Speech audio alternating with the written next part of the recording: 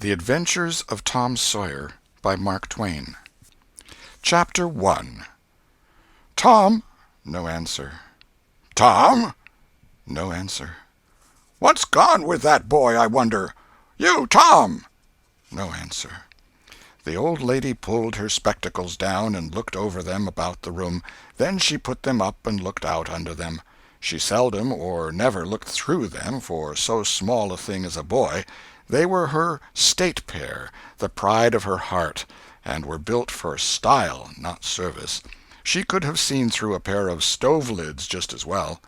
She looked perplexed for a moment, and then said, not fiercely, but still loud enough for the furniture to hear, "Well, I lay if I get hold of you, I'll—" She did not finish, for by this time she was bending down and punching under the bed with a broom, and so she needed breath to punctuate the punches with. She resurrected nothing but the cat. "I never see the beat of that boy." She went to the open door and stood in it, and looked out among the tomato vines and jimpson weeds that constituted the garden. No Tom. So she lifted up her voice at an angle calculated for distance, and shouted, "You, Tom!" There was a slight noise behind her, and she turned just in time to seize a small boy by the slack of his roundabout and arrest his flight. "There! I might 'a' thought of that closet. What you been doing in there?" "Nothing." "Nothing? Look at your hands, and look at your mouth. What is that truck?" "I don't know, Aunt." "Well, I know. It's jam, that's what it is. 40 times I've said if you didn't let that jam alone I'll skin you. Hand me that switch." The switch hovered in the air. The peril was desperate. "My, look behind you, Aunt!" The old lady whirled round and snatched her skirts out of danger. The lad fled on the instant, scrambled up the high board fence, and disappeared over it. His Aunt Polly stood surprised a moment, and then broke into a gentle laugh. "Hang that boy! Can't I never learn anything? Ain't he played me tricks enough like that for me to be looking out for him by this time? But old fools is the biggest fools there is. Can't learn an old dog new tricks, as the saying is.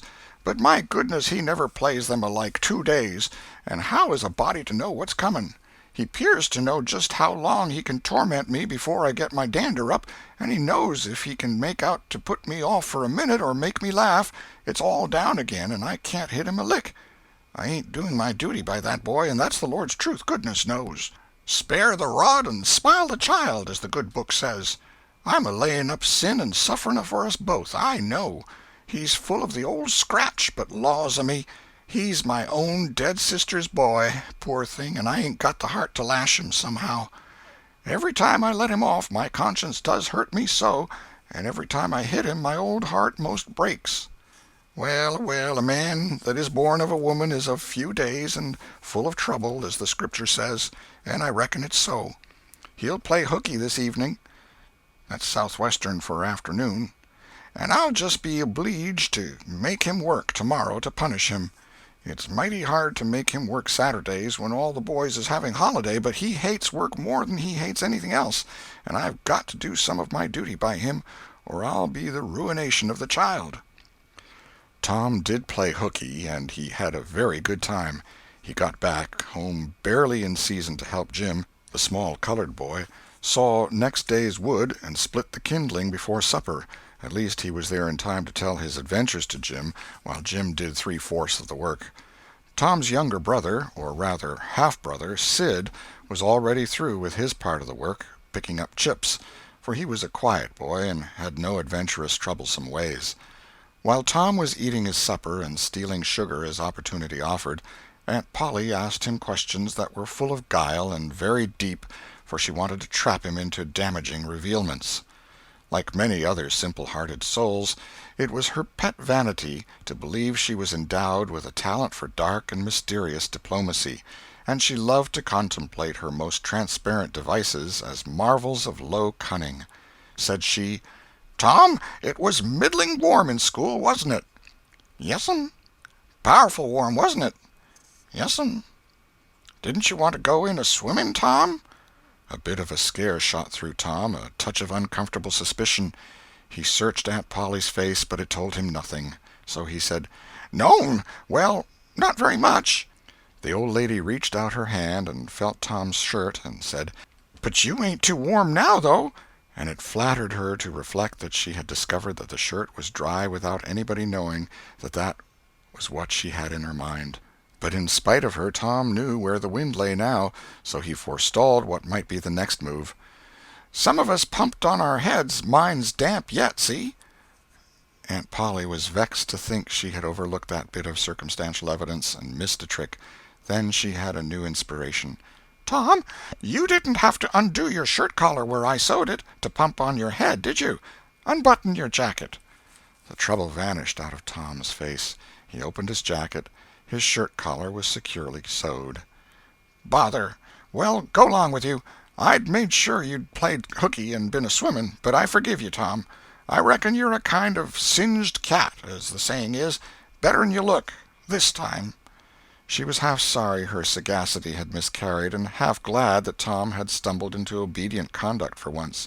But Sidney said, "Well, now if I didn't think you sewed his collar with white thread, but it's black."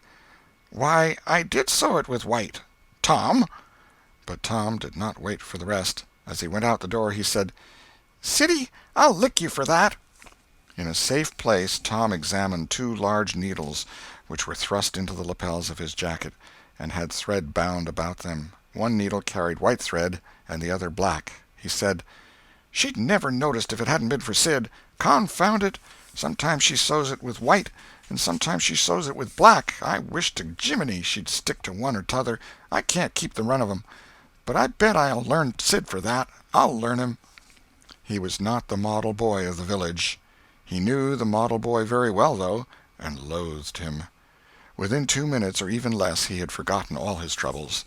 Not because his troubles were one whit less heavy and bitter to him than a man's are to a man, but because a new and powerful interest bore them down and drove them out of his mind for the time, just as men's misfortunes are forgotten in the excitement of new enterprises. This new interest was a valued novelty in whistling, which he had just acquired from a negro, and he was suffering to practice it undisturbed. It consisted in a peculiar bird-like turn, a sort of liquid warble, produced by touching the tongue to the roof of the mouth at short intervals in the midst of the music. The reader probably remembers how to do it, if he has ever been a boy. Diligence and attention soon gave him the knack of it, and he strode down the street with his mouth full of harmony and his soul full of gratitude. He felt much as an astronomer feels who has discovered a new planet. No doubt, as far as strong, deep, unalloyed pleasure is concerned, the advantage was with the boy, not the astronomer. The summer evenings were long. It was not dark yet. Presently Tom checked his whistle. A stranger was before him, a boy a shade larger than himself. A newcomer of any age or either sex was an impressive curiosity in the poor little shabby village of St. Petersburg.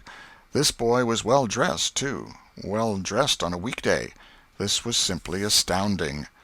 His cap was a dainty thing, his close-buttoned blue cloth roundabout was new and natty, and so were his pantaloons. He had shoes on, and it was only Friday. He even wore a necktie, a bright bit of ribbon. He had a citified air about him that ate into Tom's vitals. The more Tom stared at the splendid marvel, the higher he turned up his nose at his finery, and the shabbier and shabbier his own outfit seemed to him to grow. Neither boy spoke. If one moved, the other moved, but only sidewise, in a circle. They kept face to face and eye to eye all the time. Finally Tom said, "I can lick you." "I'd like to see you try it." "Well, I can do it." "No, you can't either." "Yes, I can." "No, you can't." "I can." "You can't." Can't." An uncomfortable pause. Then Tom said, "What's your name?" "'Tisn't any of your business, maybe." "Well, I 'low I'll make it my business." "Well, why don't you?" "If you say much, I will." "Much, much, much. There now." "Oh, you think you're mighty smart, don't you? I could lick you with one hand tied behind me if I wanted to." "Well, why don't you do it? You say you can do it." "Well, I will, if you fool with me." "Oh, yes, I've seen whole families in the same fix." "Smarty, you think you're some, now, don't you? Oh, what a hat!" "You can lump that hat if you don't like it. I dare you to knock it off, and anybody that'll take a dare will suck eggs." You're a liar. You're another. You're a fighting liar and doesn't take it up. Ah, take a walk. Say, if you give me much more of your sass, I'll take and bounce a rock off'n your head. Oh, of course you will. Well, I will. Well, why don't you do it, then? Why do you keep saying you will, for? Why don't you do it? It's because you're afraid. I ain't afraid. You are. I ain't. You are. Another pause, and more eyeing and sidling around each other. Presently they were shoulder to shoulder. Tom said, "Get away from me." "Go away yourself." "I won't." "Well, I won't either."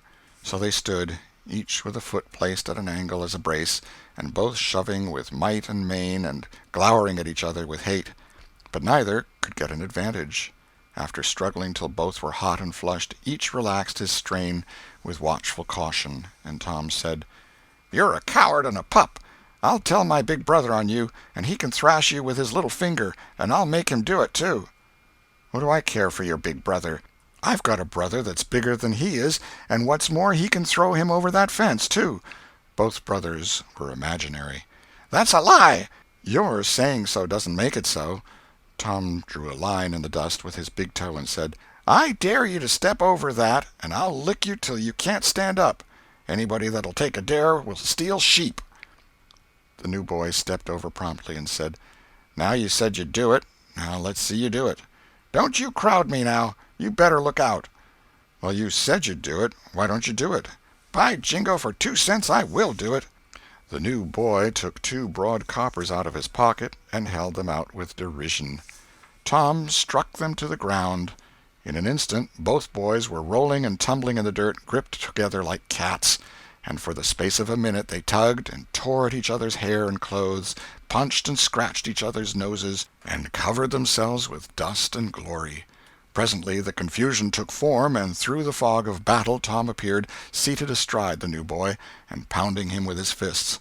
"Holler 'nuff," said he. The boy only struggled to free himself. He was crying, mainly from rage. "Holler 'nuff," and the pounding went on. At last the stranger got out a smothered "'Nuff," and Tom let him up and said, "Now that'll learn you. Better look out who you're fooling with next time." The new boy went off brushing the dust from his clothes, sobbing, snuffling, and occasionally looking back and shaking his head and threatening what he would do to Tom the next time he caught him out, to which Tom responded with jeers and started off in a high feather, and as soon as his back was turned the new boy snatched up a stone, threw it, and hit him between the shoulders, and then turned tail and ran like an antelope. Tom chased the traitor home, and thus found out where he lived. He then held a position at the gate for some time, daring the enemy to come outside, but the enemy only made faces at him through the window and declined. At last the enemy's mother appeared, and called Tom a bad, vicious, vulgar child, and ordered him away. So he went away, but he said he 'lowed to lay for that boy. He got home pretty late that night, and when he climbed cautiously in at the window he uncovered an ambuscade in the person of his aunt. And when she saw the state his clothes were in, her resolution to turn his Saturday holiday into captivity at hard labor became adamantine in its firmness.